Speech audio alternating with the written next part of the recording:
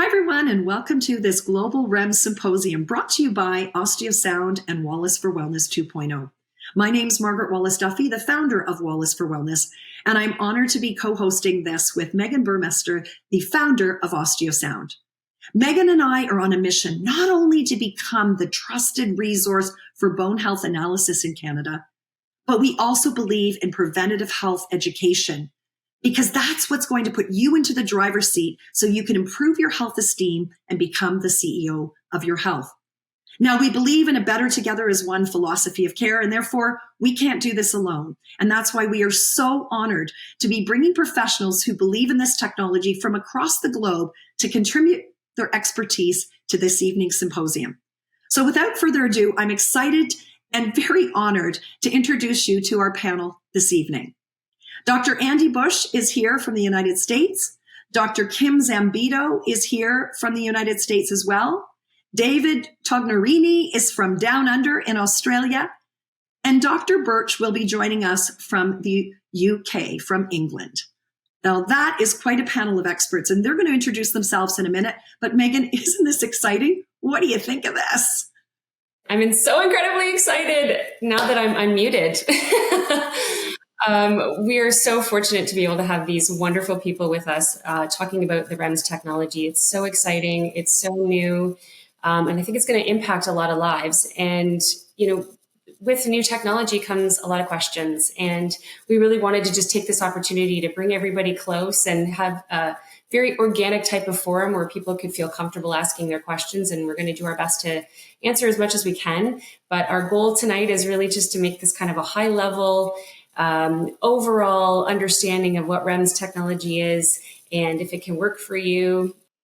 Yeah, you're so right, Megan. And really, the other thing that we want to do is to recognize that the people on this panel are coming from all around the world, which leads me to having the opportunity to introduce ourselves. So for those of you that don't know me, my name is Margaret Wallis-Duffy. I'm the owner of Wallis for Wellness 2.0, or Become the CEO of Your Health. My background's in kinesiology from the University of Waterloo. My postgrad is in massage therapy. I've got my professional designation as a consultant in aging. And I was the owner of an award-winning integrative health clinic for 30 years. I've spent my career working collaboratively with healthcare professionals from both conventional and complementary medicine. If there's someone that knows a lot about musculoskeletal health, it's where I've worked my whole career. And I truly believe that the musculoskeletal system is the foundation of all health, which is why I'm so excited about this technology and sharing information like this today. I believe in collaboration, and that's why being able to link arms with other like-minded professionals is an absolute honor. So I'm going to pass the mic to you now, Meg, to introduce yourself, and then you can pass it to Dr. Bush so everybody can get to know everyone that's here before we get started with our call tonight. Thanks, Mark. So my name is Megan Buhrmester. I am the founder of Osteosound. I have a background in sonography, so I have been an ultrasound tech for over 25 years. This technology is a really good fit for me because it blends all the beauty of ultrasound with this brand new REMS technology. Without further ado, I will pass it along to Andy. Thanks, Meg. Dr. Andy Bush. I'm an orthopedic surgeon, board-certified orthopedic surgeon. I have a private practice in Central North Carolina. I've been practicing orthopedic surgery for over 25 years. I attended the University of Medicine, Dentistry, New Jersey, and upon graduation decided I wanted to pursue a private practice career, and that's what I've done for my career as an orthopedic surgeon. As a community orthopedic surgeon, I was responsible for taking care of anybody who came through the door, and a lot of the folks I would see were individuals with fragility fractures. So from a lifetime of fixing fragility fractures, the past couple of years with COVID and some changes in medicine, I realized, or I came across the importance of not maybe just fixing fractures, but preventing them from happening in the first place. And happened to stumble upon REMS, got involved with REMS, felt that the technology was fantastic and offered something that was missing in the ability of doctors to diagnose bone health. So kind of dove into it, and over the past 2 years have built a growing bone health business with REMS as the foundation for this. So at this point in time, I'm happy to be part of this panel. Thank you for inviting me to join and hopefully sharing some knowledge I have about REMS. Thank you, Dr. Bush. Dr. Zambito, could you introduce yourself, please? Hi, thank you for hosting this event. It's really a pleasure to be a part of this. I'm Dr. Zambito. I'm an orthopedic surgeon with subspecialty in hand surgery. My background is in exercise physiology, undergrad and graduate degrees from the University of Florida. I've earned my stripes or my bumps and bruises along the way through practicing in academics, private practice, and in the military, having served on forward surgical teams in austere environments. During medical school, I was a women's health scholar, and I combined women's health with orthopedic surgery, and hence my bone health exploration has begun. Thank you so much, Dr. Zambito. And all the way from down under, David, you're next. Yes. Hello, everybody. My name is David Taniarini. I have come from a different path to this. I have a PhD in medical research and pharmacology, actually, and I run two healthcare companies here in Australia. One is a patient support company for people with rare diseases, and the other is a distribution for people with rare and genetic diseases. And we came to REMS because we wanted to do a study in bone health in some of these situations where some of these people are particularly prone to having low bone density and at a very high risk of fracture. And so we deep dived around the world to find the best technology and found that in REMS. Our journey started just before COVID, and it did give us the opportunity to bring devices in and actually get them fully registered through the Australian government regulatory body. So I guess we've started our clinics here in Australia. We are very excited to be part of the international community of REMS advocates and users. And I think this group is particularly importantly placed to really, as you say, Mark, really share and collaborate for what is technology that is really quite groundbreaking. Well, thank you, David. And of course, Dr. Nick Birch from England is also joining us, and he is going to introduce himself as well as answer some of your questions. So to get started, I mean, I think you'll hear from all of the panel, as you can tell, we're all aligned in our philosophy, in collaboration and in education, and in empowering you. I loved that Dr. Bush used the word prevention. That is something that I'm very passionate about. And one of the things that Megan and I have been saying, that REMS has been a game changer because it's changing. It's a generational conversation. Bone health is not just an old person's disease. The REMS allows us to be able to get access to this technology at 21 years of age and older. And I know, Megan, that really excites us because we can now start to look at prevention and trying to prevent fractures from happening rather than simply waiting until literally something is broken and then trying to react. Would you agree, Meg? You know, we've seen quite a wide range of people already in our tenure as Echolight representatives and REMS representatives.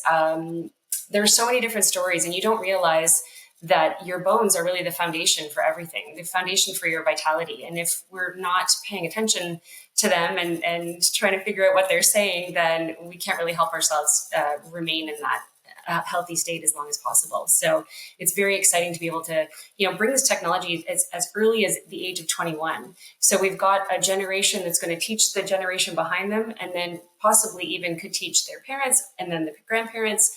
It's a really exciting time to be able to, have a preventative approach to our bone health. I couldn't agree more. So it's time to roll up our sleeves and start to get to all of the questions that we've had, or at least a majority of them. But to do that, let's lay some foundation and groundwork in terms of what we're here to talk about, densitometry, or what is Dexa versus what is REMS. And I think, David, you were willing to give some feedback. And just so everybody at home understands, there's going to be different panelists taking the lead on questions, but others may hop in because we're all eager to contribute and give you as much education as we possibly can. But David, if you could start by telling us, what is Dexa and then what is REMS so that people understand both.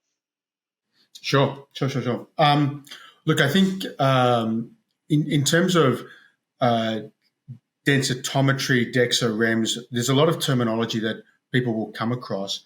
If I take one step back for just 30 seconds, densitometry is essentially the idea to measure the density within the actual bone. So if you consider your actual bones are like a pipe, it's got a hard outer shell, and internally it's got a very intricate matrix or lattice of, I'll call it bone fibers type of thing, within that bone. And within that is all the other blood vessels and bone marrow, etc. And when we talk about densitometry, we actually are talking about the density within that bone structure. In terms, and the way it's actually measured is actually in grams per centimeter squared, which then gets converted to a T-score. And a lot of people, you will talk probably a lot about T-scores because that's the number people often remember. But I think it's very interesting to say that densitometry and bone density is actually moving to actually understand what is already being talked about in terms of prevention of fracture, because what is your risk of fracture doesn't just depend on your density. So let me make that point. What is Dexa? Dexa has been the primary way to measure bone density. I think for the last 30 years, it might have actually been longer. Essentially, Dexa is a X-ray, but the actual definition is dual energy X-ray absorptiometry. And they call it dual because essentially there are two beams that are passed through, and they are at different frequencies or different strengths. One strength is to measure the soft tissue, one strength is to measure the bone. And there's some very intricate mathematics behind it to actually take away one from the other, and that is how you get a score for bone density. As I said, it's been around for quite some time. Those of you who have had it will know that you have to lie down on a bed and the operator will move it across, move the actual device across to actually position it as well. That is quite different to REMS. REMS is very new technology, and when I say very new, I'm talking the original papers came out in 2013, so probably not that new. But REMS is based on ultrasound. So what REMS is essentially the operator has the transducer and it's firing essentially the ultrasound signal through what we call the region of interest. Now, whether that's the femoral neck or whether that's the individual vertebrae within that person, the operator is designing it to actually pass that ultrasound signal through, and the transducer is measuring, I'll call it an echo, back. And here's where the magic is fascinating, because that echo that comes back is actually manipulated by the bone structure, by those lattices within the bone. And if it's a very dense lattice, that echo coming back will have one shape. If it's a very sort of open lattice, that echo will come back in a different shape. And the technology has been designed to recognize not only the shape of that echo, but also to make sure it's got a way of quantifying it. What I particularly love about it is that in that 60 seconds that we're doing the analysis, it's firing these signals hundreds of times, and it's recording the echoes back a similar number of times. And if it doesn't get enough data to come back, it will give you a zero result. So the operator has the immediate ability to then repeat the scan. That deviation of the scan then actually gets converted to what they call an osteoporotic score. That score looks at where are you between absolute normal healthy bone versus absolute osteoporotic, where are you in between? It converts that to that bone density score, and then that bone density score gets converted into a T-score as well. I hope that wasn't too much. I was really trying to keep that simple, but I get excited. I think that was really well done, David. That's a really, really nice description. I couldn't agree more, Megan. Thanks, David, for that great description. Now, Dr. Bush, as an orthopedic surgeon, can you explain to us why you trust REMS as a clinician? I can speak to my personal experience, and I think that will translate to pretty much why everybody does. It's very straightforward, and the way David described the technology, it really makes sense. You're getting this echo that was created by a property of the bone, and then that gets translated into the numbers that we then report as clinicians for both density and also for fracture risk for the fragility score. So just the concept and the knowledge of the fact that sound does have that property. I mean, that is something, and we know in the natural world, bats do that, dolphins do it. I mean, it's something that is known, and now we have the technology to use it. So I feel very comfortable that this is a sound way of getting this information out. It also has been verified by the different organizations in Europe. There are these standards for scientific instrumentation, and Echolight has met those standards. So this is an accurate piece of equipment that is being provided to us to do this analysis. So I feel comfortable that we're using a machine that's accurate, and then I kind of see that every day, because when we do the REM studies, we're getting these numbers that are matching and also make sense.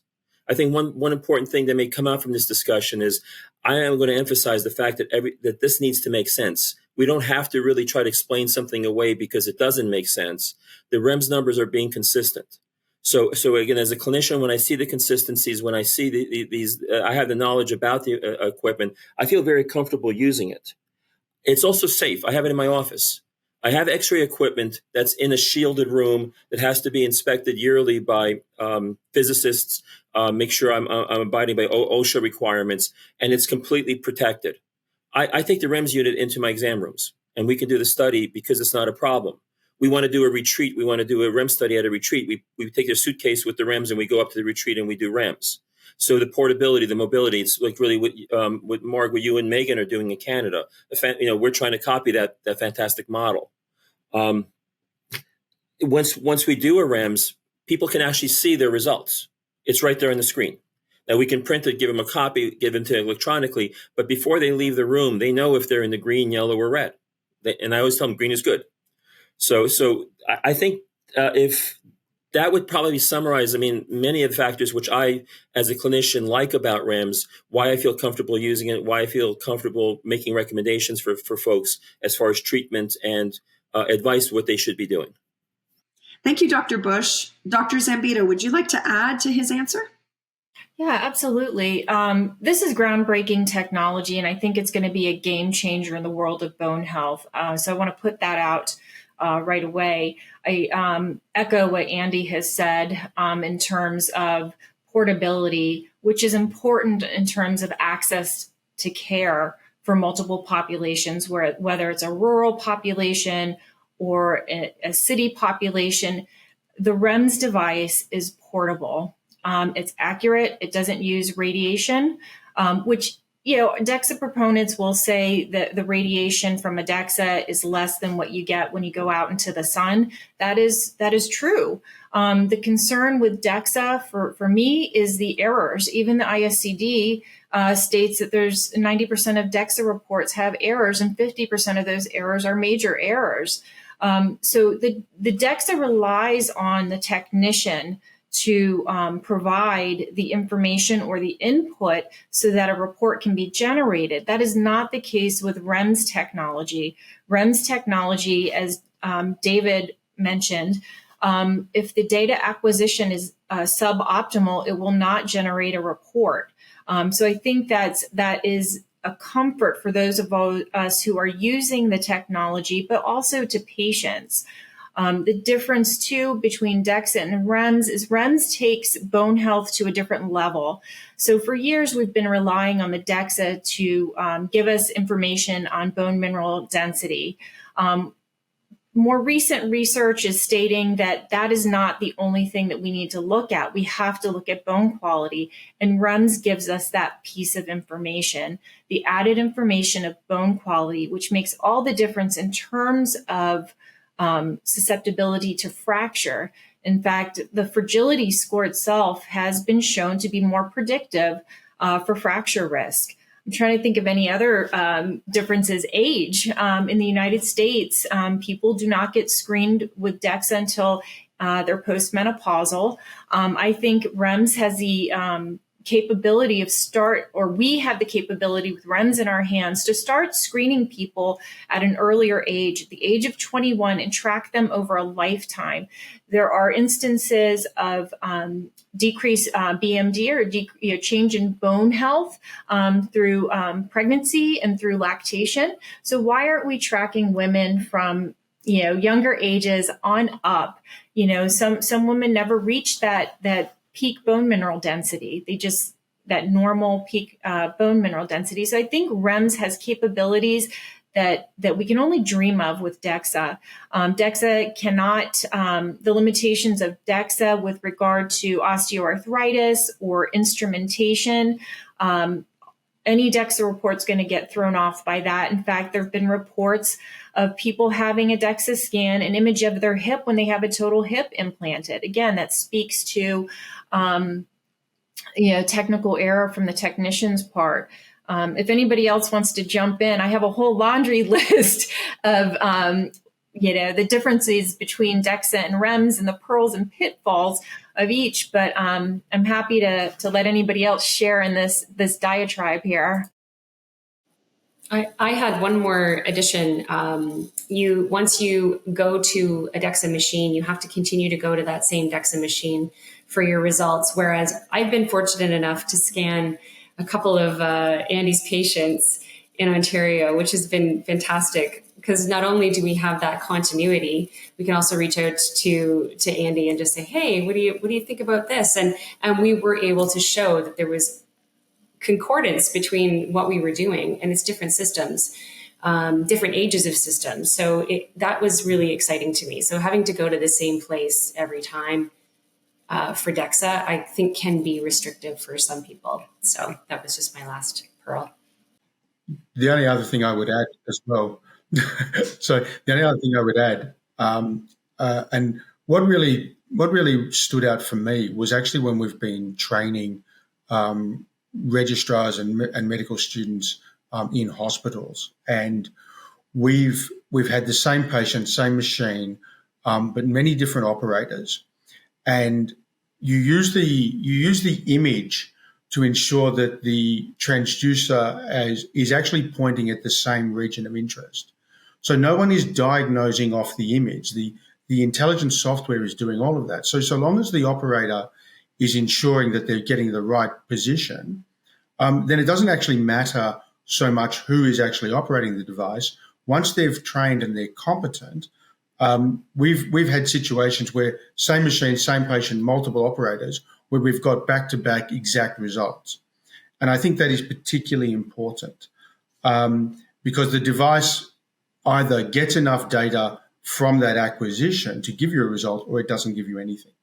So again, I think the inter-operator variability that does exist with Dexa, and as Kim mentioned, you really should stay with the same machine at the same location throughout your whole journey. With Dexa, with REMS, that's not the case. I just wanted to ask, well said, David and Kim, very, very well said. Just personal experience, I have two machines. I have a office-based machine and I have a portable machine. As soon as we got the portable machine, we immediately started doing two series of studies on patients and also on ourselves. And a brand new machine and a machine we've had for about 2 years, no difference. There's no daylight between the numbers.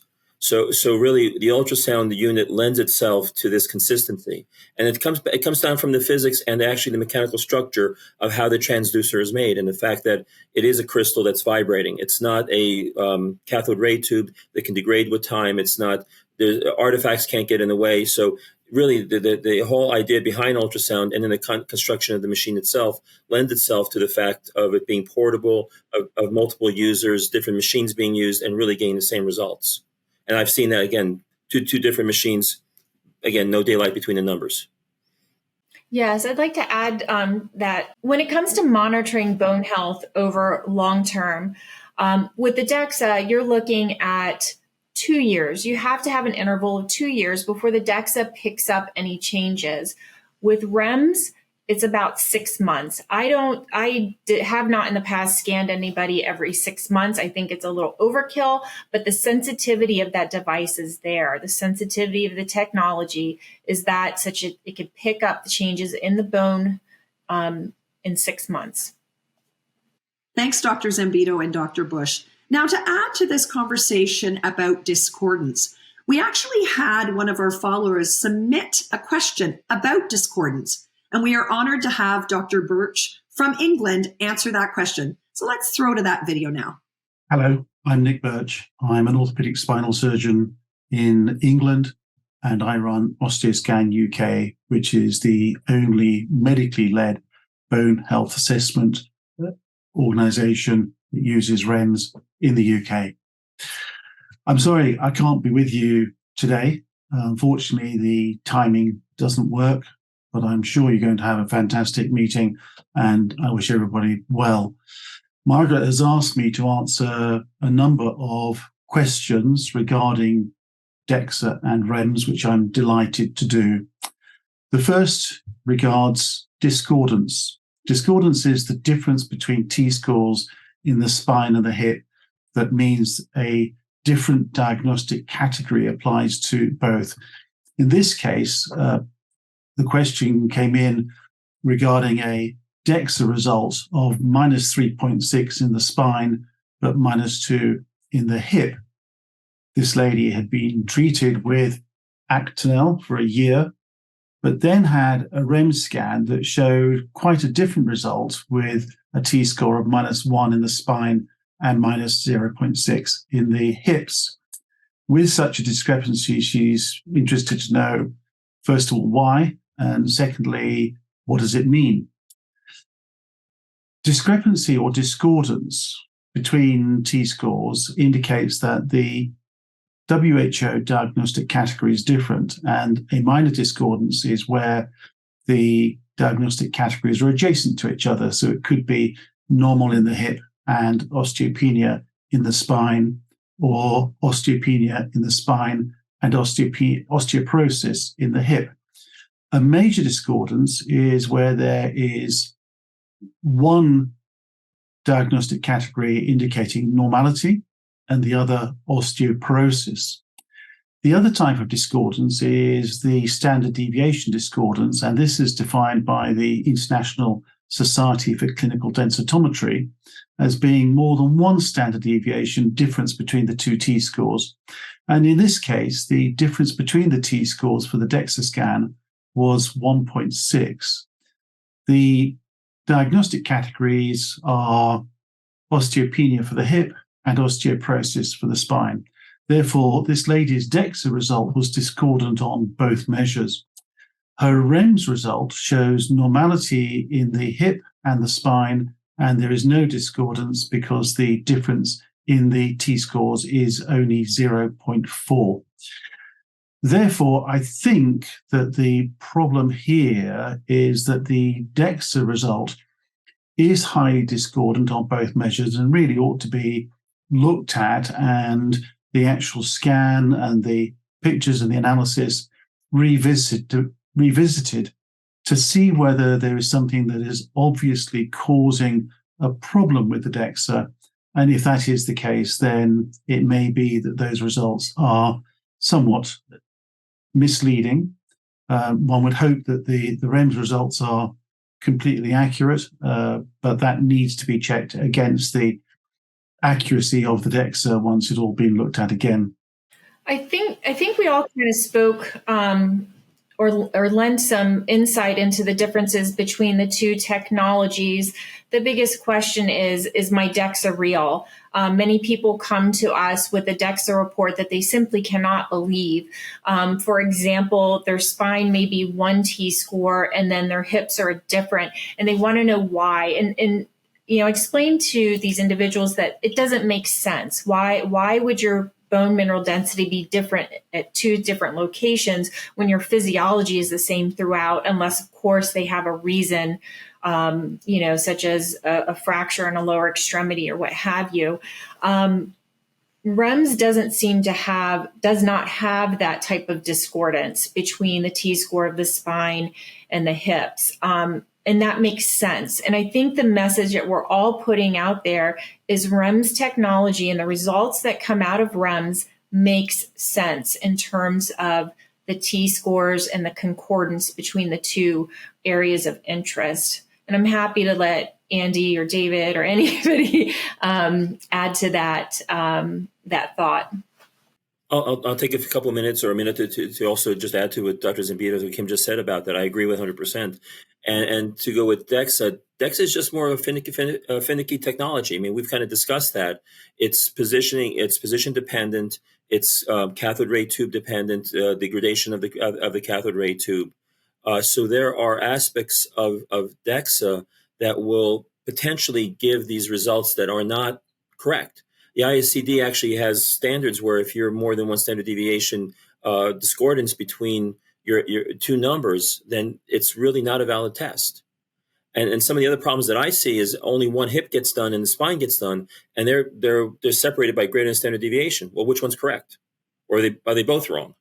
So really, at least sometimes when both hips are done and the Dexa hips are matching, and then the Dexa spine is a little bit, I use a medical word, wacky, you just can kind of ignore the spine. You can go with the hips.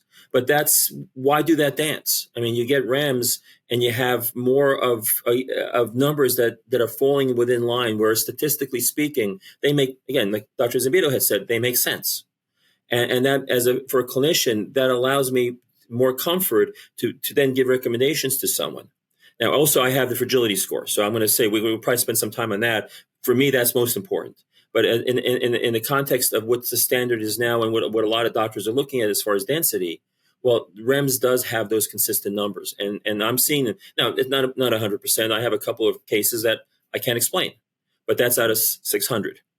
So really the number of folks I'm seeing. There is a consistency. And as a clinician, that makes me very happy. If I may add to what Andy said, I do believe that people are so focused on the wrong thing. I think they are focused on BMD and changing their BMD. The bottom line is we are trying to prevent fractures. That's what we're looking to do, prevent fractures. When you're focusing only on changing a BMD, your focus is in the wrong spot. Megan and I believe in a better together as one philosophy of care. We believe in collaboration over competition. And that's why we were so honored when Dr. Andy Bush came to us to be part of this new REMS society that he was putting together with professionals from around the globe who have experience and knowledge and interest in the REMS technology. We all share the same goals of wanting to provide accurate, reproducible, and accessible studies so that we can predict fracture risk. So that, in fact, it can play a role in determining effective bone health plans moving forward for everyday people. We're on a mission to actually have guidelines and quality assurance and maintain standards so that we can have as many people as possible benefit from this new technology. So we're really honored to be part of this society, and that society is going to do some great things moving forward for the future of REMS. Now, David, I know you believe in this, so can you speak a little bit more to the importance of this?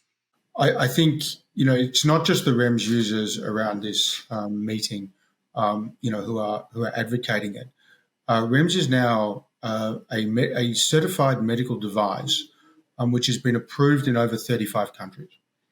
So this is government agencies who have, including Australia, including the FDA, including the Europeans, and now the countries in Canadians. No. Definitely not. It's now been one of the most recent approvals has been in Japan and several countries in Asia and also in South America. So I think at last count, when we put our submission in, there's the pivotal studies which are in over 6,000 patients. But if you actually add up all the publications with using REMS, you're into the 200 publications. So, this isn't just us talking about, new technology that we've found. This is becoming mainstay and approved by government agencies as a certified medical device. So let's not mince words.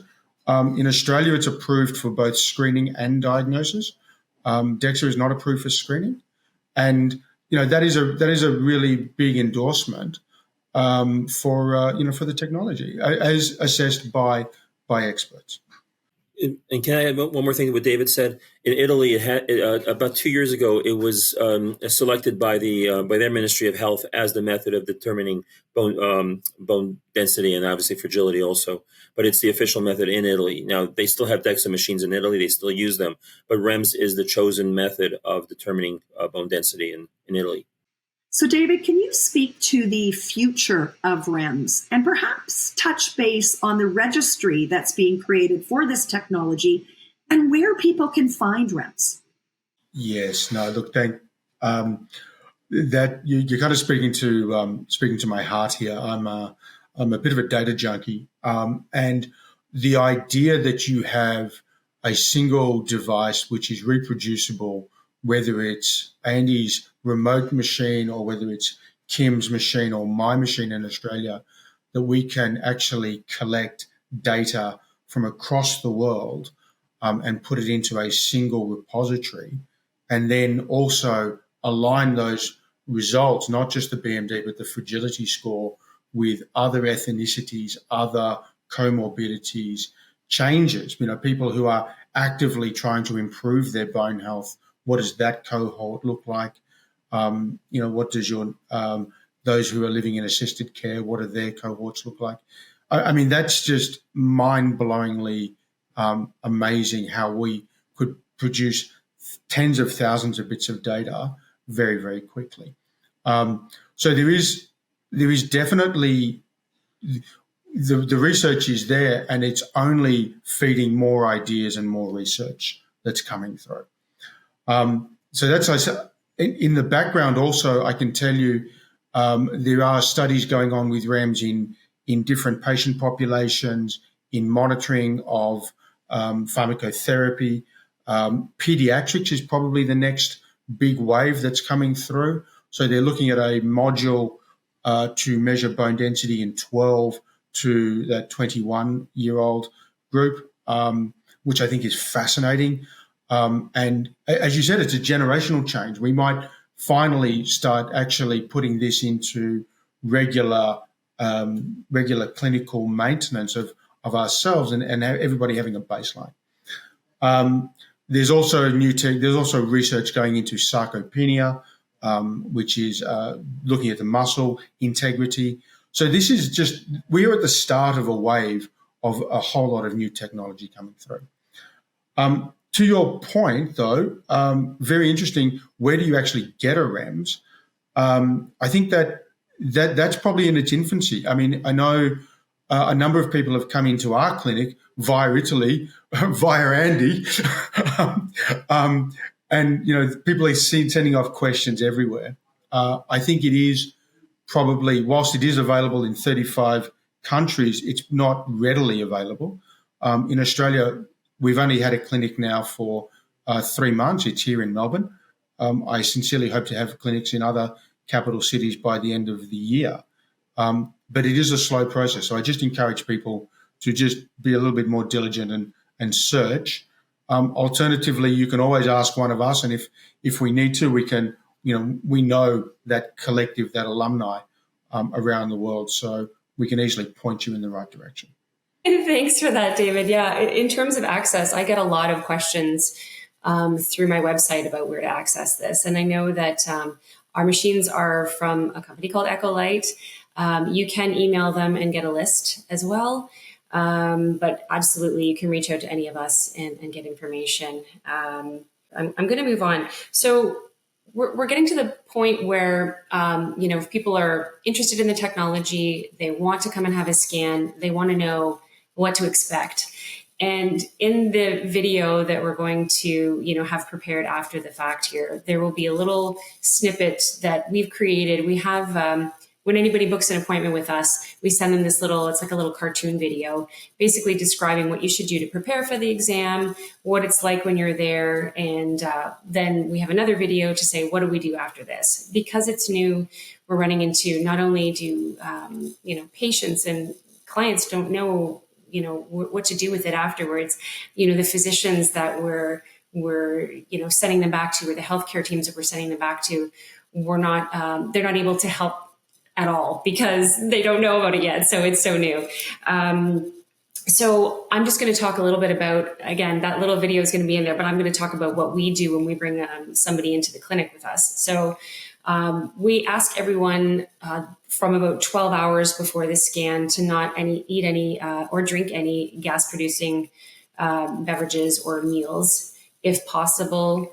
I'll throw a little humor in here. We don't want people trying that new lentil dish or the chili, grandma's chili. We don't want anybody doing that the night before the exam.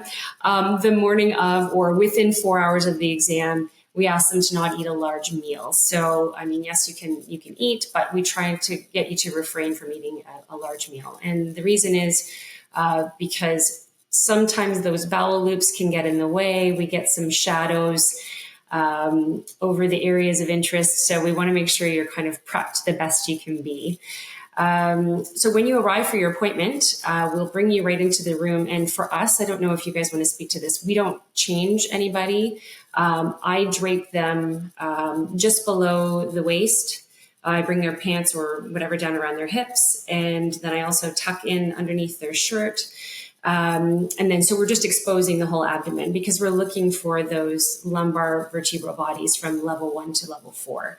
So, once I start the scan, I kind of go through everything. The machine beeps. I tell them how long it's going to take. It's usually about, 15 seconds per level for the spine. L1 is typically a little deeper in. And so I've prepared people ahead of time to say, look, if you can get through this one level, you should be fine. Sometimes we have to push really firmly to be able to get that information. So most people can handle it, but I've had a couple people tell me to stop, which is completely fine. And then once we have our report up, it takes about 1.5 minutes after we've acquired all the data from the spine. If I'm happy with what I see, and as all of you have noted, if the machine does not get enough data, it will provide what we call an inconclusive result. So we get a little picture or a little graphic of a spine, and if an area has a grayed out spot, it just means that it didn't get the information it needed. So we can decide at that point if we're going to continue on with the scan or if we're going to move on to the hips. So, and we actually do both hips. We provide options for the clients that come in to see us. The standard is spine and left hip, but because we work really closely with Dr. Bush, and Dr. Bush sees all his clients, and sometimes we're sending our clients to him for referrals to go over their exams. It's really beneficial for him to have a bigger picture. So we've started offering that. And to do the hips is very simple. We'll clean you up. We'll drape you again. You can either remove your lower half. I usually keep your under things intact and pants come off. And then we'll look right inside the groin crease. We'll make sure you're covered. Your privacy will be maintained. And then we just look right in that groin crease at the hip. So that particular part of the test only takes about 40 seconds. And then the report comes up in about 1 minute. So it's very straightforward. It's very simple. It's very comfortable. And I believe it's actually shorter than a Dexa scan. I think a Dexa is about 20 minutes. And I think and if you guys have knowledge of that, I haven't had a bone scan yet, so I'm not sure. But I think it's about 20 minutes. Our total scan time and, time in the room with you is probably about 10 to 15 minutes. So is that similar, Dr. Bush and David and Dr. Zambito, is that similar to your how you would run your REM scans? Yeah, and just maybe a little different because of the facility I have, but no, very, very similar. A couple of points I wanted to make. Your description was wonderful, Meg. People have confusion. They think when they're coming in, we're going to scan their backs. So I'm really glad that you mentioned that it's the abdomen. So for clarification, for those who are not familiar with REMS, we are scanning the vertebral bodies, and the vertebral bodies are towards the front of your back, not the spiny part, toward the front, toward your stomach, not the spiny back portions that you can feel when you touch your back. Hips are not the hips that you put your hands on. Hips are from an orthopedic standpoint are at the groin level. So we do encourage you to wear your underwear, and we will drape you accordingly. But I just wanted to clear up those sources of confusion for people who come in to get their REMS, not truly knowing what to expect. That's great that you said that, Kim. I have had a few people ask me, why don't you scan through the back? And I don't know if at some point they will try and, do a study with, a posterior or from the back approach to see if we get the same kind of information. I think the issue is that when we're doing the scan from the front, we're able to, if this was the vertebral body and I'm coming through, I'm able to cut it kind of right in the middle. Whereas if I was coming in from the back, that bony projection we call your spinous process, you can't really scan on top of that. You kind of have to come over to the side. And I don't know if you get the same kind of access or same kind of information. So I think that's why it's important for us to be coming through the front, or what we call an anterior approach. So thanks for Can I throw a little bit in on that? Yeah, of course. One more point. Go ahead. The vertebral bodies are where the fragility fractures occur. So that's what you're looking at. Exactly. Yeah. Go ahead, Andy. Yeah, that actually is one of the benefits of REMS over Dexa, is the fact that you're coming from the front. And you have to remember that this is ultrasound. We're used to seeing ultrasound as blood flowing through veins or baby or fetuses or some kind of image. We're used to seeing these B-mode, these Doppler images. Well, REMS is not that. REMS is the other information coming back about structure. And so it's a mathematically constructed algorithm. Basically, the machine is looking for a section of bone, and it happens to be where it's 15% of power. So it's a loss of power, and that's the level that it's looked at. So these are mathematically established algorithms. If you go from the back, well, those algorithms don't apply. But the other problem that Dr. Zambito, that Kim had just said, is you have this bone in the back that is not the problem. This is cortical bone. So actually, Dexa passes through that bone as it's looking at the front. Well, obviously, that's a problem. Well, the reason it works is because you have people who are very smart mathematicians who can average out that cortical bone from the back, so you're only really looking at the front.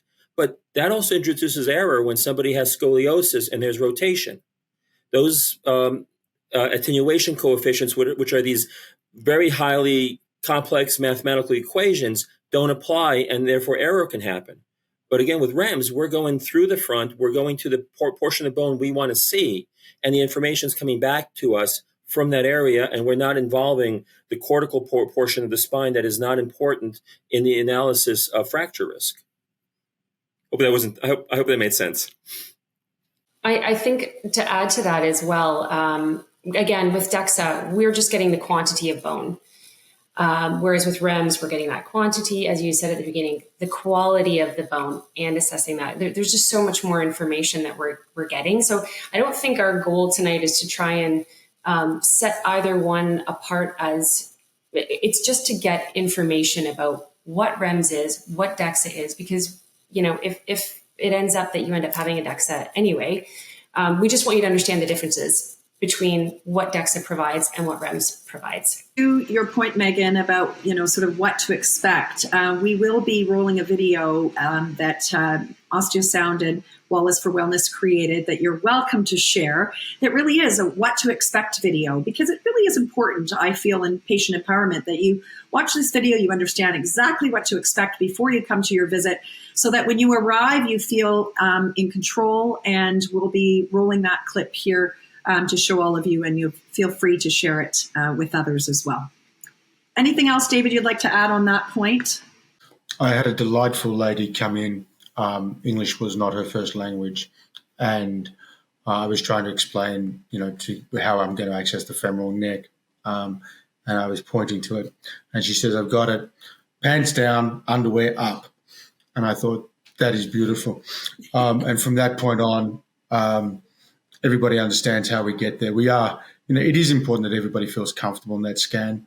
Particularly those patients who have come in quite nervous, quite stressed.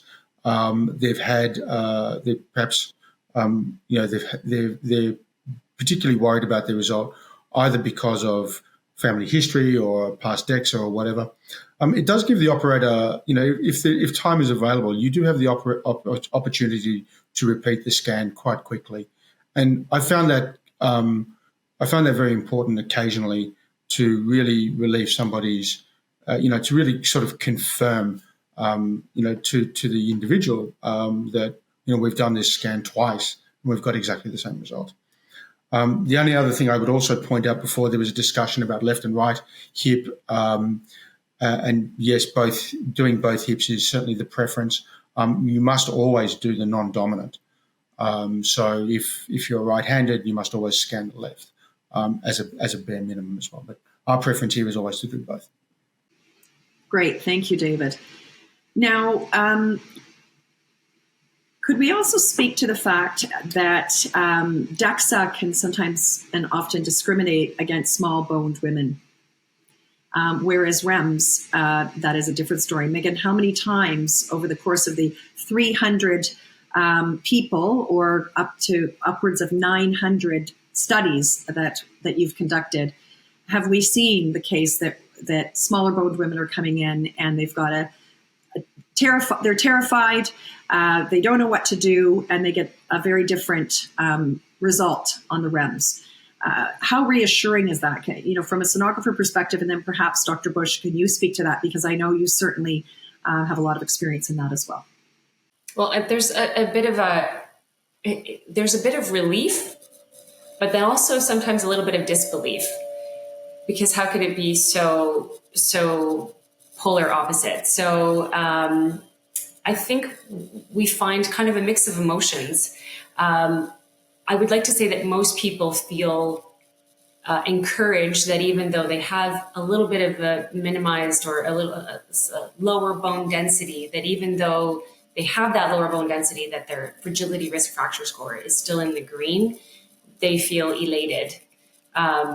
But then we would probably call Dr. Bush at that point, because sometimes they have more questions after that. So I'll let Andy kind of weigh in on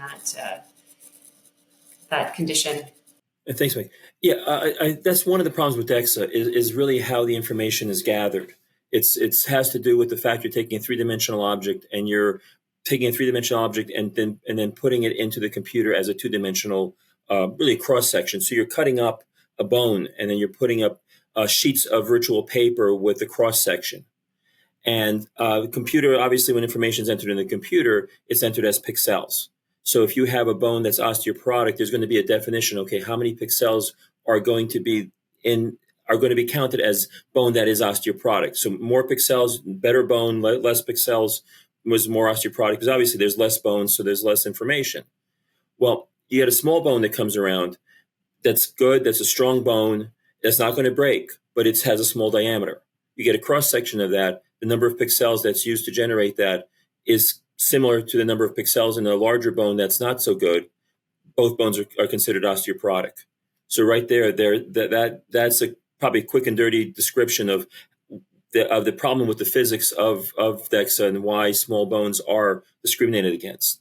And then the other thing comes down to the databases that use, and REMS actually has some of this problem too, where it uses the normative database, the enhanced database, which obviously is average size individuals. So if one of the folks just scanning, either patient or client, is small stature, they're going to be out of the usual one standard deviation of that database of average size people. So they will be discriminated against. So that's been my experience, and I can say I have anecdotal experience where my wife's small stature. She's 5 foot tall. I can't tell you exactly how much she weighs, but maybe 105 to 110 pounds. And she's osteoporotic on REMS, but her bone quality is good. So she's my advice: she's not on medications.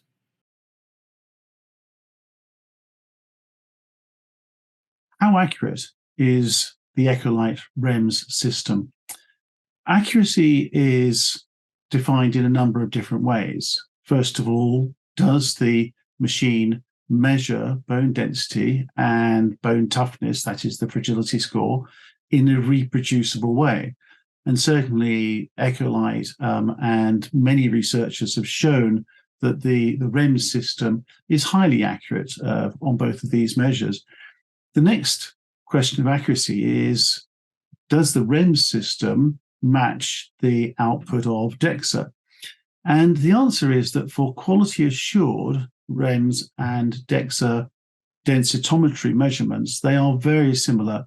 There was a paper in 2021 that was describing over 2,000 patients in multiple European centres that demonstrated a better than 90% accuracy of REMS compared to Dexa, which was above the thresholds that most international organisations accept as being a similar sort of level of accuracy. So when the two systems are working extremely well and they both fulfill the quality criteria that is set down by the International Society for Clinical Densitometry, they have similar accuracy. The problem comes with the difficulty in getting good densitometry in certain situations, such as people who have a very low body mass index or those who have a high body mass index. In the spine, particularly, Dexa struggles if there is a curvature, such as scoliosis, if there is significant degenerative change, that is wear and tear change with extra bits of bone around arthritic joints, if there's been previous surgery, so there's metal work in the spine, or perhaps orthopaedic cement if there's been vertebral augmentation, or if there has been a vertebral fracture. In all these cases, Dexa really struggles to be accurate, and REMS is able to overcome the vast majority of these and can measure accurately the spine in the most situations. There are some situations where REMS is not perfect because no system is perfect, but it does appear to be generally better at assessing difficult spinal cases than is able to be done by Dexa.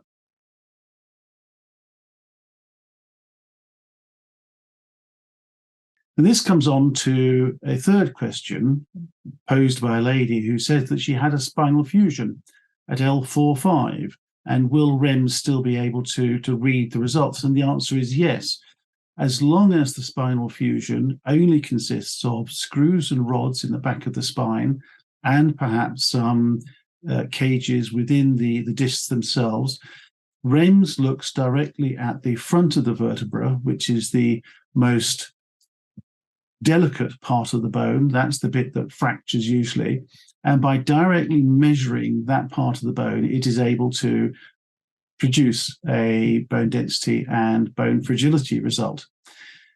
Dexa can't do that because it looks at the whole of the spine, and therefore it will have a falsely high reading if the pedicle screws and rods and cages are included in the Dexa acquisition. Therefore, REMS is better than Dexa in this sort of situation. This is a really, really important discussion because we're seeing this a lot. And I think that it's really important because it is a new technology to have these candid discussions so that people understand where they fall within this, within these parameters. Is there anything else any of you would like to add with regards to either accuracy? One of the things that I'd like to raise, because we've seen this a lot, and I'd love for you to all weigh in on this. And I've also seen this talked about in the forums online. And in fact, Megan and I have had this in clinic numerous times, and that is this. Well, it looks like everyone is better on REMS. That everybody, you go to REMS, I've had a bad Dexa, and you come to REMS and everybody is great. Well, we're here to tell you, in fact, that is absolutely not the case. We have had people that have come in thinking they had great, strong, healthy bones, good bone density, good bone strength. And in fact, their eyes are opened, and that gives them an opportunity now to make some changes in lifestyle, because they do, through exercise and nutrition and supplements, and if necessary, medication, if that's indicated, they can make a difference. So I'd like you to speak to that, because there is a lot of talk online. Oh, well, of course, everybody looks better on REMS. Dr. Zambito, what would you say to that response? Because we are hearing that in the clinic and online. Well, I agree with what you stated. That's not the case. Not everybody is better on REMS. there's so many factors that play into the differences between the reports, because that's what they're looking at, is at the report. So I'm going to go back to what I stated at the very beginning. Focus on the correct thing. And the correct thing is fracture prevention and optimization of bone health. All of these things, REMS, Dexa, they are tools, and they are tools to help you sort through what you need to do to optimize your health. And when it comes to tools and when it comes to the users of the tools, errors can occur. So when people come in and they are expecting that the REMS is going to be better than their Dexa, I typically warn them it may not be better than your Dexa. It may be concordant with your Dexa. So it depends on the quality of the Dexa report that has been done, right? Like we mentioned before, Dexa is so dependent on many factors to bring about a good quality report. And most of those factors are not met at facilities. Now, there are some facilities that they do the calibrations, they do the maintenance, they have technicians who know exactly what they're doing, and then the interpreter of the report is able to evaluate critically what that report is. But there are many locations that just spit out a report and it's not critically evaluated.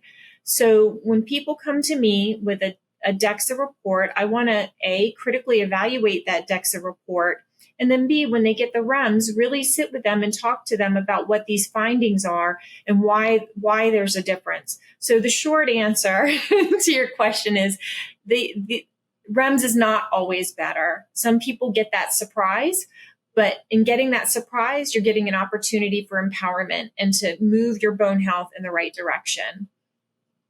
Thank you, Dr. Zambito. And that's what we're seeing. We've had people in tears, in a good way, feeling relieved and like you said, empowered. I mean, that is why we talk about empowering people to be the CEO of their health. When you don't know, bone health can be silent. When you don't know what you're dealing with until you fracture or until you're 65, for example, in Canada, and can get that Dexa scan, this gives people an opportunity to get into the driver's seat of their health, make the necessary changes in collaboration with their healthcare team so they can have a better musculoskeletal system, so they can live with vitality into the sunset years of our lives. So I think this is really important discussions to have, because there's a lot of talk out there, and I understand it. When things are new, there's a lot of resistance. There's a lot of resistance from the medical community because Dexa is what they know. It's been the standard of care for some time. But that's why we're here collectively, globally, and as David so eloquently said, in 35 countries with research and more work behind the scenes that we're all doing day to day, which is why we're giving our time today, so that we can change that narrative. When we know better, we can do better. And I really, truly believe that the patient or the client is one of the most important member of their healthcare team. And so that's why having all of you on here tonight has been just unbelievably helpful. And I know we're going to be doing more of this because it's needed. Dr. Bush, you look like you've got something to say. It looks like you're just ready to say something. Was there something you wanted to say? I see that smile. Well, people know me. I can talk a lot, so I have a lot to say. No, I agree with you, Mark. This was a great forum, and we hopefully can do more of these because it's important to get information out. This is a new technology, relatively new technology. It's the other, Dexa, and it's not like REMS anti-Dexa. That's not the purpose of this. We're introducing a new technology, and we see it as the future. We see it as what's going to be the method that's going to probably be chosen by most clinicians sometime in the future. And we think that we're just early on that wave. But it's important to get people to know why we feel that way, for them to feel comfortable. We're not here to make people feel happy, like Dr. Zambito was saying. We're here to give them results that they can then use to make this important decisions. And if for some reason the information from Dexa is not correct, then incorrect medical decisions will be made. So we feel that with REMS, we can give a higher level of accuracy and even as a second opinion. And if the REMS results make sense, and it makes sense with the whole picture that this patient is coming with, then that's really the information that can then be used to make decisions. So it's again, I hope we can do more of this. There is some misinformation out on social media. We're hoping that this can help have people realize where you have experts who are giving their experiences, their knowledge from reading academic sources versus some people who may be just rendering opinions. So hopefully folks who watch this can then make a decision for themselves and say, you know what, this is a test that we feel comfortable with. And we're also trying to make it more available. Like Dr. Zambito and ourselves are working on a mobile program like you guys have in Canada, and like David's developing in Australia and Nick has in England. So even though our colleagues, medical colleagues, may not yet be ready for this, we're going to try to take up that vacuum and actually provide that service by bringing it to other communities. And I don't know if I can put a plug in for now about Missouri, about St. Louis. Well, you know what? Hold that thought for a second, Okay. because if I don't say what's in my head, speaking of bones and menopause, if I don't say what's in my head right now, I'm going to forget it, which is really important. But we're going to talk about what's to come in the near future. You know, you're absolutely right when you're talking about, being on the cutting edge and doing things. And I just want everyone to know that we're sharing in this group, this collective group, so we can help elevate REMS overall for everyone. And by ways we're doing that, for example, in Canada with Osteosound, we even have a doctor's note. So when you come and have a REMS study with us here in Canada, we've got a doctor's note to inform the doctor and to empower the patient and arm the patient with information to go back to their physician who may or may not have heard of REMS before, with the research attached to it, some information, our number where they can reach out to us and have a conversation, or to get on with a panel like we have here today, because we are committed collectively as a group to elevating this REMS technology globally. And the way to do that is not only through patient education, but also through the education of healthcare professionals. So Megan and I are doing in-services with healthcare professionals. We're also taking this into corporations, because REMS can go anywhere and everywhere. And musculoskeletal health has a massive impact on the bottom line of corporations if someone fractures or if they've got issues with their musculoskeletal system. So we are looking at as many ways as possible in an interesting, professional yet interesting way to get this technology out there, but then to arm the patient, the everyday person, with the information so they can communicate with their doctor, so they can advocate and improve their own health esteem. And so collectively, all of us playing a role, we can move this technology forward. And what I'm hoping tonight will do is be the launch. When we look back 10 years from now, we're all going to sit here and say, remember that day when we came together, even when we couldn't go live when we wanted to, but we stuck to it and we did a REM symposium to kick off what is critically important education and a technology that I think is going to be a game changer, as we've all alluded to this evening. So I think that's really important to mention. David, you've got the floor. No, Meg, I wanted to. I really appreciate. I really concur with that point, and I would encourage anybody who is listening to this. Here in Australia, we've taken the attitude, and I think it's the same in many places around the world. This is a validated clinical report. So that report, even though it might go to the patient, we always send it to the doctor as well, because that must form the history of that particular patient. And I'd also like to make the point, we're quite new in this. We're only up to a couple of hundred of scans as such. And the point was made to me by my old supervisor. Bone health is a continuum. It's not a dichotomy. You don't suddenly go from minus 2.4 to minus 2.6 and suddenly become from osteopenia to osteoporotic. And I'd really like to try and change a little bit of the vernacular that you're not just a number. That's not just your number. It's important to monitor what that number is doing. And I think a lot of people are very active in there and want to be very empowered about their bone health. Well, then track it, see how it goes, see what the change is. And because it may not just be the number on what it is today. It's what is that change going to look like in 6 to 12 months' time, particularly if your medical condition changes. And if there is a situation where your entire holistic health changes, please always remember, what is that doing to your bone health? And I think working out what that change sequence is going to be, where that report is, And whether you have a scan here or a scan anywhere in the world with REMS, you've at least got that continuity of data to actually really form that health. And I think then the idea that screening and getting a baseline and scanning everyone at some point in time in their life and regularly, even if it's every couple of years, see what it is doing. David, that's such a great point. And, we actually have a live example of that. One of our clients had got a REMS about 8 months or 9 months prior. And it was she was young and it was a grim report and she was very rattled. But it really informed her about what she needed to do in her lifestyle and also in her medical examination. She saw her doctor, looked at underlying conditions, a real workup. But then she got to work. She rolled up her sleeves and got to work. And what was so wonderful to see and so rewarding, Megan and I, when she came 8 months later and repeated her REMS, and Dr. Zambito made mention of this earlier, the sensitivity of REMS is greater than Dexa. So 8 months later, although we usually say, come back in about a year, but in her case, she worked hard on her nutrition, her supplements, her weight-bearing activity. She was doing everything she possibly could. And when she walked into that room and was scanned by Megan, and she saw the results in that report that she could take back to her doctor, the tears were flowing, not just for her, by the way. We were crying too, and cheering her on, because now she could literally felt like, okay, all of this work, she was becoming the CEO of her health. And this technology was one of the reasons for that.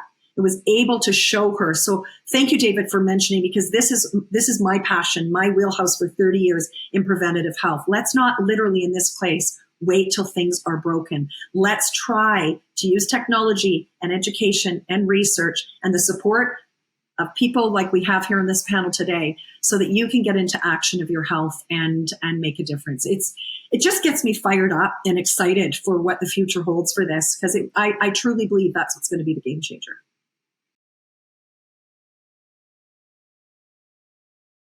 That was a big question. That we came up. People were like, what constitutes an osteoporotic or fragility fracture versus, I was riding my motorbike and I had a REMS 2 days ago, but it said I was fine. And then I was out riding my dirt bike on the weekend and I broke my wrist. Like, we want to be able to, because there are some people on some of the groups that are, saying, well, they've had REMS, but then right after they fracture. And so, I think what Margaret and I were talking about beforehand is it's really important for people to know that it's not just the REMS, it's the whole picture, of your health that's going to help us make that call. We just want to help people understand the difference between fragility fractures and regular fractures. So, we can do that now, or we can do it another time, or we can just do it in written format. It's up to you guys. Well, let me toss a couple ideas. I think the actual definition is more around, and Andy, you'll correct me here, but the definition of a fragility fracture was essentially a fracture as a result of non-impact or low impact situation. So if you come off the dirt bike, doesn't matter what your bone density is. Mm-hmm. That was always my understanding. I think I think I've heard Kim before say it's a fracture from standing height. So somebody had come in and had a scan from you and said, oh, this is amazing, I'm never having Dexa ever again. I think that's the email I sent to everybody. So, and because somebody else in the group was like, well, just be careful, because we've had lots of people say that they've had REMS and they said they're in the green. And then, a month later, they're all fractured. They have a bunch of fractures. So it's this blanket statement that's not being qualified, that is being spread in the group, that I would just like to debunk whatever they're saying. I think that's kind of what I'm getting at. But. So my response to that would be, what do you mean by in the green? Because there are two areas on the REMS report which are green, right? There's the bone mineral density, which can be green, and then there's the fragility score, which can be green. So I'd want some clarification for that. Second, We've seen that same comment before, and we have offered to have a conversation with whoever they're claiming to have had a fracture after being told they're in the green. And there's no response. It's crickets. So it makes me wonder if this is just junk that is being put out on the internet, or if this is real. And if it is real, I would certainly, and Dr. Bush as well, would love to have a real conversation. We are happy to talk to you. We are both highly trained orthopedic surgeons. So why wouldn't you open up a conversation with us? Okay. We have several examples of individuals who have sent us comments about the fact that their REMS results were better than their Dexa, and they ended up fracturing. Well, it's important to look at the specifics. Many of the comments mentioned just T-score, and that the REMS gave them a better T-score, and again, they sustained the fracture. One particular case that now one of the problems with that presentation was we have offered to follow up in that scenario either publicly or privately. So if the individual was willing to share the numbers, and not just the T-score, but also especially the fragility score, then we could answer the question and answer it publicly so that everyone would get the answer. But if the individual was not comfortable with that, I was willing, and Dr. Zambito would be willing to speak to those individuals privately and go over the results in an educational manner to explain what it meant and was it predictive of the fracture. I do have one case where that happened. We had a seminar with Dr. Susan Brown. An individual notified us that she had a study done in England that showed that the T-score was better on the REMS than the Dexa, but that she had sustained fractures. And she was willing to share the information and forwarded me her full REMS report. And on that REMS report, there was improvement, or there was a better T-score from the REMS and the Dexa, but the fragility score was in the high yellow, which is indicative of a higher fracture risk. And in my practice, I have seen hip fractures that are consistently in the red zone and as very high risk fracturing. But I've seen spine fractures be either in the yellow or red, but obviously in the higher yellow. So this patient fell in that category of patients where it was actually predictive that she was at risk for fracturing. And she also had multiple medical problems. Follow-up was not completed because she was actually in the hospital for one of her medical problems, but we are going to be scheduling a further discussion on this. So from my standpoint, the fragility score did what it was supposed to. It actually did say she was at higher risk for fracturing. Thank you, Dr. Bush. And Dr. Zambito, if you can just speak to the actual latest research with regards to fragility score and its being a better predictor of osteoporotic fracture risk than the T-score. Certainly. I do want to mention that there was a recent manuscript in the JBJS, Journal of Bone and Joint Surgery, from the group in Wisconsin stating that the majority of fractures occur in people with normal bone density. And their conclusion was that there are other factors that are at hand when it comes to fracture risk. It could be medical conditions, or it could be the bone microarchitecture, which is affected by medical conditions and other factors that you can and can't control. The research, which is coming out of Italy, Dr. Pisani recently published that fragility score is a much better predictor than either T-score or bone mineral density derived from Dexa or bone mineral density derived from REMS. So the fragility score is really where the valuable information is. Thank you. It's so important to clarify that because we're seeing that a lot in clinical practice, and I think that is something that people need to really understand. David, did you want to add anything to that discussion? No, only that the examination and follow-up for fragility score is ongoing research as well. So the large paper that came out of Italy that Kim just referred to is in nearly 2,000 patients followed over 3.5 years, and those who fractured versus those who did not. And the fragility score, the T-scores were, within, I'm just looking at it now, sometimes they were actually very close, minus 1.8s to minus 2s between those who fractured, those who didn't. Sometimes they were far apart, minus 1.9 to minus 2.8. But importantly, the fragility score was really poles apart. So the average one was in the low 30s versus 50s. So this fragility score does have an inherent sensitivity around it, which is incredibly encouraging. And in terms of how it's actually calculated, if I could impose for a second, it's all based on that sound and that echo coming back again. Kim's smiling at me. The density is actually measured by the echo and the displacement of the echo, but the actual change in the echo wave is actually being correlated to the quality of that bone architecture and that microarchitecture. And again, I think that terminology will come through more and more. So again, I'm in that scan that Megan said before, lasts 15 seconds or, up to 45 seconds. We're pulsing that area of interest over hundreds of times to actually analyze that microarchitecture. And so in a sense, the REMS test is doing two tests. It's actually doing the BMD and giving you a T-score. It's doing a fragility score, which is a completely additional analysis. And the report gives you a risk fracture percentage, which I think also is going to be important to educate clinicians as they're looking at this report and say, what it actually is. But it is based on very interesting and sound technology, which again has been approved worldwide. If I can add to what David said, is the other thing that's important is independent. So the sound wave that that was used to determine the BMD value was one sound wave, and then another sound wave, the echo that was produced by how the bone is structured, that was a separate echo that was being analyzed independent of the BMD, independent of how many crystals you have, how the crystals are structured, produced a separate echo, which was then analyzed and compared to this database.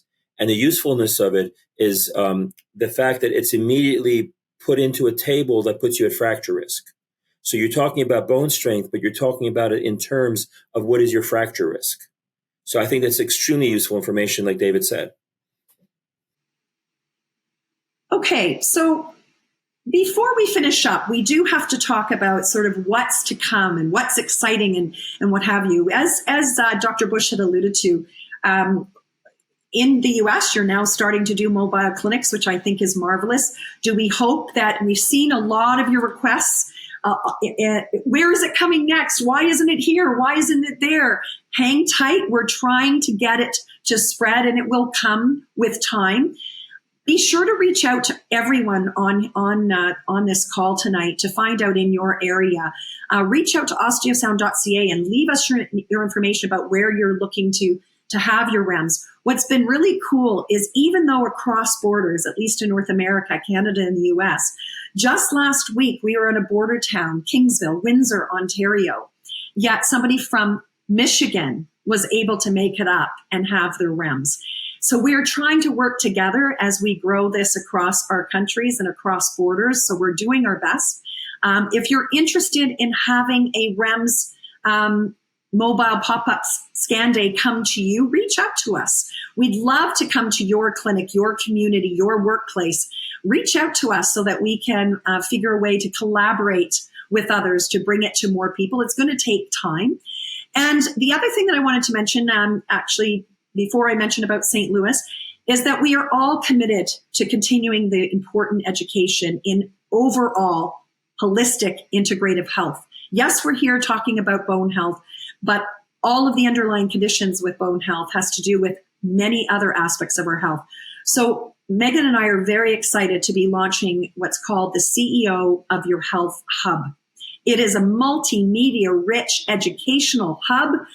A lot of the faces that are on here and more healthcare professionals are going to be contributing expertise where you can go, a trusted resource to find out information, everything about your overall holistic health. Maybe you need a recipe that's good for bone health. Maybe it's exercise. Maybe we're going to be talking about supplements or nutrition.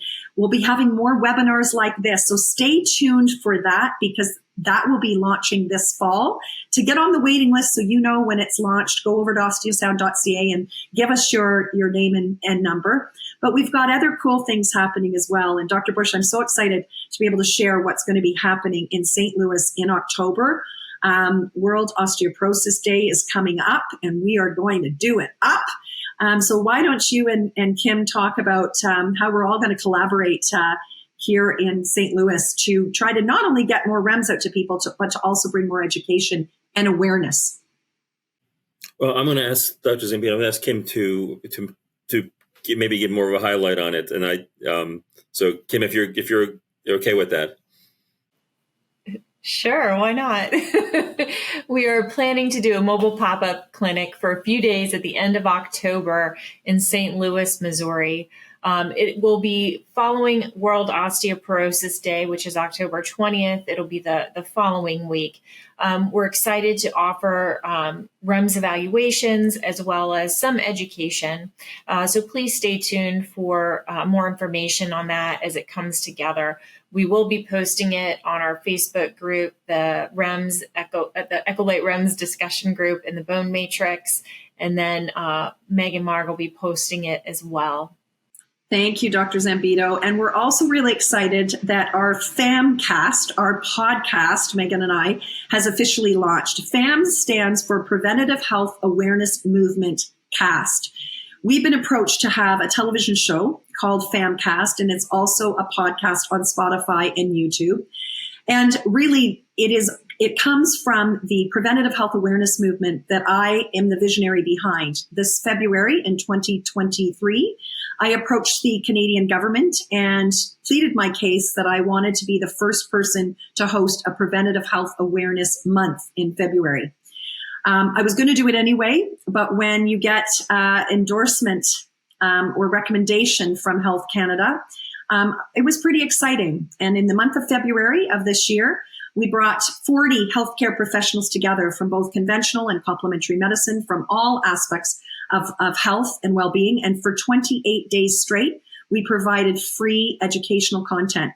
February 9th was Bone Health Day, and Dr. Bush himself did a webinar. It was a huge success.